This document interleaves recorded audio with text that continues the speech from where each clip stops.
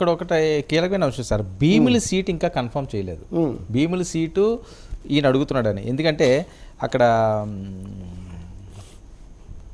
వైఎస్ఆర్సీపీ నుంచి కూడా చాలా బలమైన అభ్యర్థి ముత్తంశెట్టి శ్రీనివాసరావు గారు.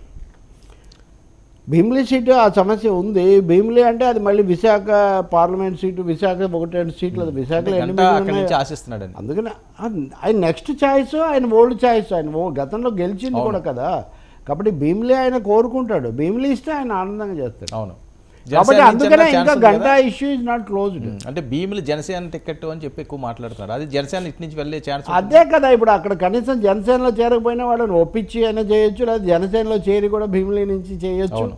అట్లాంటివి ఇప్పుడు సుగుణం మనమే కదా చేస్తానన్నట్టుగా. తర్వాత చంద్రబాబు ఏదో లోకేష్ చెప్పాడు నిన్న ఆమె దగ్గరికి వెళ్ళని ఇట్లా అంటున్నారు.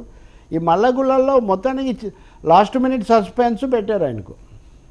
ఇప్పుడు ఉమామహేశ్వరరావు అంటే వాళ్ళకి అది పెద్దగా లేదు, ఇంకా పెద్ద ఛాన్స్ లేదు. బట్ గంటా కొద్దిగా ఉంది ఆ ఛాన్స్. భీమిలి వస్తే ఎందుకంటే prefers Bheemili. Okay sir, Chiranjeevi గారు దగ్గర నుంచి కూడా ఏమైనా రాయబారు రావచ్చా గంటాకి, ఏమన్నా చేయమని లాస్ట్ మినిట్ లో, ఇంకేమి తప్పని పరిస్థితుల్లో? ఓపెన్ గా అయితే ఏం చేయరు. అదే వాళ్ళ తమ్ముడికి చెప్పొచ్చు కదా, ఓపెన్ గా అయితే ఏం చేయరు. వాళ్ళిద్దరికి మంచి సంబంధాలు ఉన్నాయి, ఆశీర్వాదాలు ఉన్నాయి. చిరంజీవితో ఆయన ఎప్పుడు హాట్ లైన్ ఉంది, గంటకు సంబంధాలు ఉన్నాయి. సరే, ఎంపీ అభ్యర్థుల విషయానికి వస్తే ఒక్కసారి పరిశీలించాలి.